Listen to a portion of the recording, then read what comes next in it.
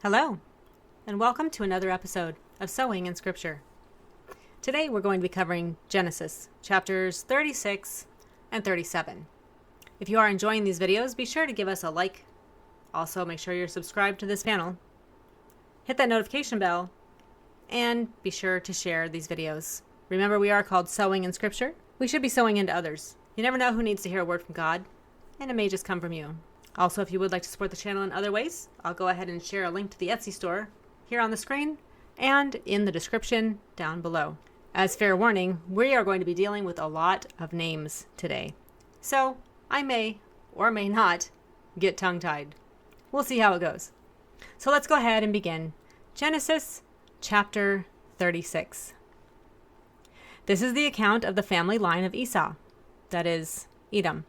Esau took his wives from the women of Canaan: Adah, daughter of Elon the Hittite; Oholibamah, daughter of Anah, and granddaughter of Zibeon the Hivite; also Basemath, daughter of Ishmael, and sister of Nebaioth. Adah bore Eliphaz to Esau. Basemath bore Ruel, and Oholibamah bore Jehush, Jalam, and Korah. These were the sons of Esau, who were born to him in Canaan.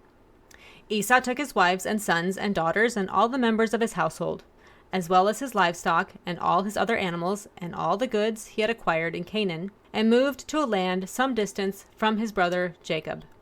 Their possessions were too great for them to remain together. The land where they were staying could not support them both because of their livestock. So Esau, that is, Edom, settled in the hill country of Seir. This is the account of the family line of Esau, the father of the Edomites, in the hill country of Seir. These are the names of Esau's sons: Eliphaz, the son of Esau's wife, Adah, and Ruel, the son of Esau's wife, Basemath. The sons of Eliphaz: Teman, Omar, Zepho, Gatam, and Kenaz. Esau's son Eliphaz also had a concubine named Timnah, who bore him Amalek.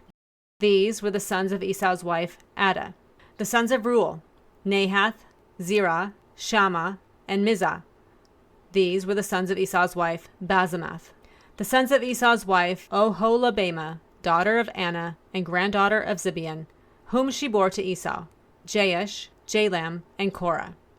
These were the chiefs among Esau's descendants. The sons of Eliphaz, the firstborn of Esau: chiefs Teman, Omar, Zepho, Kenaz, Korah, Gatam, and Amalek. These were the chiefs descended from Eliphaz in Edom. They were the grandsons of Adah. The sons of Esau's son Ruel: chiefs Nahath, Zerah, Shammah, and Mizah. These were the chiefs descended from Ruel in Edom. They were grandsons of Esau's wife, Basemath. The sons of Esau's wife, Oholibamah: chiefs Jehush, Jalam, and Korah. These were the chiefs descended from Esau's wife, Oholibamah, daughter of Anah. These were the sons of Esau, that is, Edom, and these were their chiefs. These were the sons of Seir, the Horite, who were living in the region: Lotan, Shobal, Zibeon, Anah, Dishon, Ezer, and Dishan. These sons of Seir and Edom were Horite chiefs. The sons of Lotan: Hore and Homam. Timnah was Lotan's sister. The sons of Shobal: Alvan, Manath, Ebal, Shepho, and Onam. The sons of Zibeon: Aina and Anah. That is the Anah who discovered the hot springs in the desert while he was grazing the donkeys of his father Zibeon. The children of Anah: Dishon and Oholibamah, daughter of Anah. The sons of Dishon: Hemdan, Eshban, Ithran, and Kiran.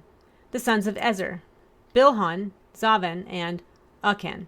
The sons of Dishan: Uz and Aaron. These were the Horite chiefs: Lotan, Shobal, Zibeon, Anah, Dishon, Ezer, and Dishan. These were the Horite chiefs according to their divisions in the land of Seir. These were the kings who reigned in Edom before any Israelite king reigned. Bela, son of Beor, became king of Edom. His city was named Dinhabah. When Bela died, Jobab, son of Zerah, from Bozrah succeeded him as king. When Jobab died, Husham from the land of the Temanites succeeded him as king. When Husham died, Hadad, son of Bedad, who defeated Midian in the country of Moab, succeeded him as king.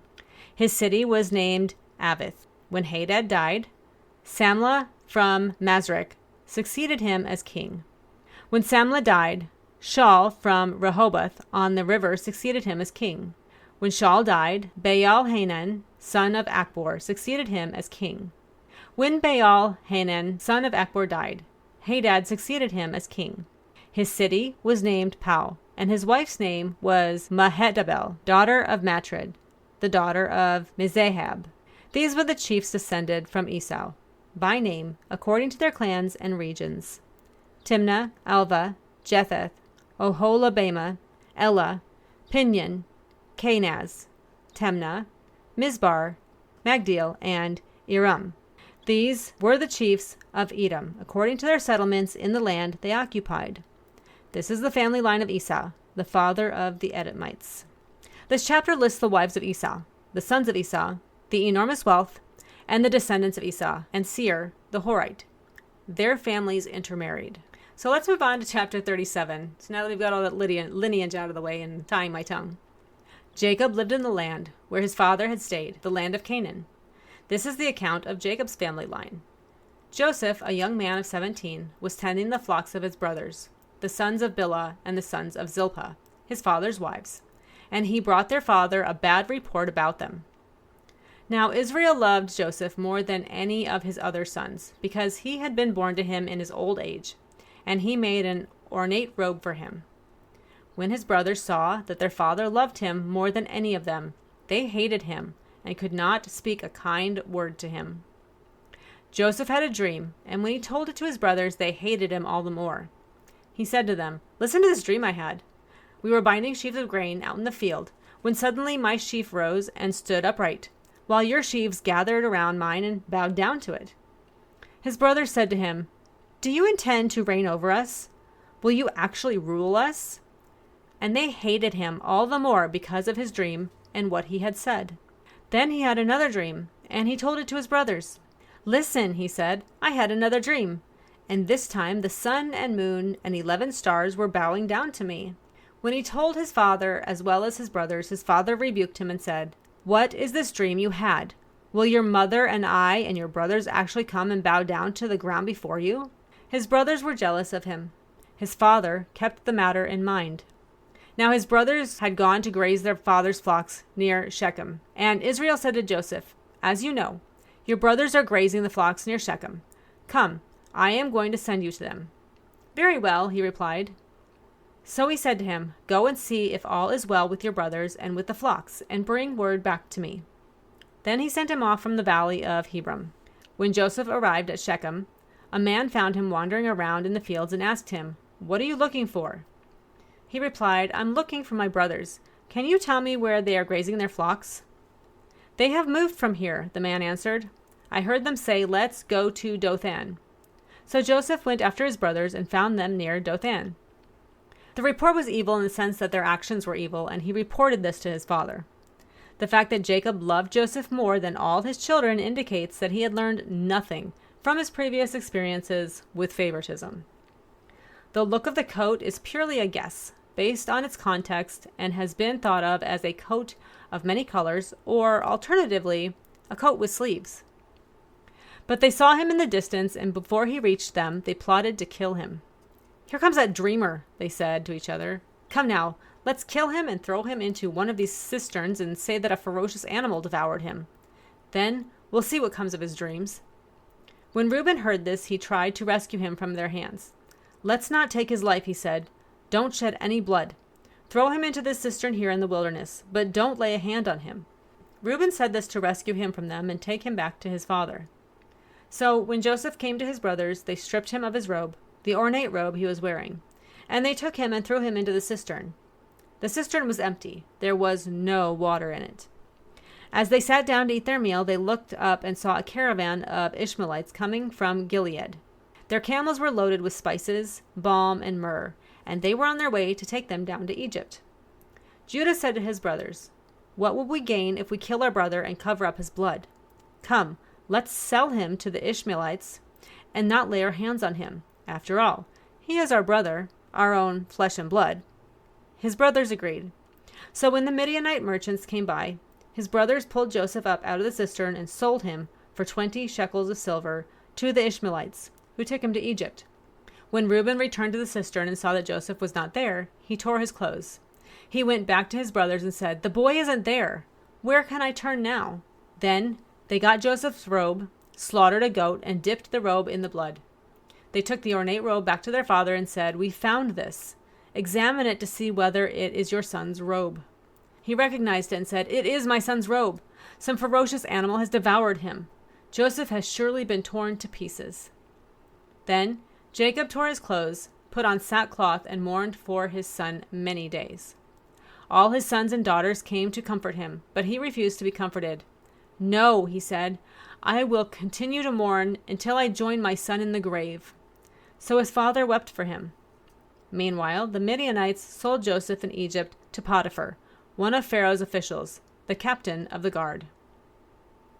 Ishmaelites and Midianites are terms that are used interchangeably in verses 26 through 28, just as in Judges chapter 8, verse 22 and 24. Ishmaelite may not be an ethnic term, as used here, but is simply a reference to nomadic merchants. It is not likely Joseph was sold into slavery in Egypt during the Hyksos period, which was 1730 to 1570 BC, but rather prior to it, late in the reign of Sesostris II, and eventually served under Sesostris III in the Middle Kingdom during the 12th dynasty, which was 1878 to 1843 BC. This is most compatible with 1 Kings chapter 6 verse 1 and Exodus chapter 12 verse 40. Potiphar is an Egyptian name meaning whom Ra, who is the sun god, has given. So whom Ra has given. He was an officer of Pharaoh and captain of the guard. The term officer is translated elsewhere as eunuch. Historically, the word shifted meaning and could also be translated as official courtier, which is a more restrictive meaning of eunuch. Note that in chapter 39, verse 7, Potiphar was married. Here, the earlier meaning of official is best. As for the second term, rather than the literal Hebrew understanding of chief executioner, the usual rendering captain of the guard is best, since he was a prison keeper. So that is the end of today's video. I do apologize for the inordinate amount of names in this particular video from chapter 36. Unfortunately, that's the way it goes when we have to do lineage chapters. I hope I did okay. If you are enjoying these videos, be sure to hit that like button, make sure you're subscribed, and hit that notification bell. Once again, we are called Sowing in Scripture, so let's sow into others. Be sure to share this video. You never know who needs to hear a word from God, and it may just come from you. Finally, if you would like to support the channel in other ways, go ahead and visit our Etsy store. I'll post the site here on the screen and a link in the description down below. Once again, we are a little slow in getting things added because they are all done by hand, designed and engraved by me. So it does take me a little bit of time to get more added to the store. However, if you do see something you like in there, go ahead and reach out. Ask me if I can design something for you. We can always work together. So go ahead and join us next week as we continue our journey through Genesis. Thank you for joining us, and have a wonderful and blessed day.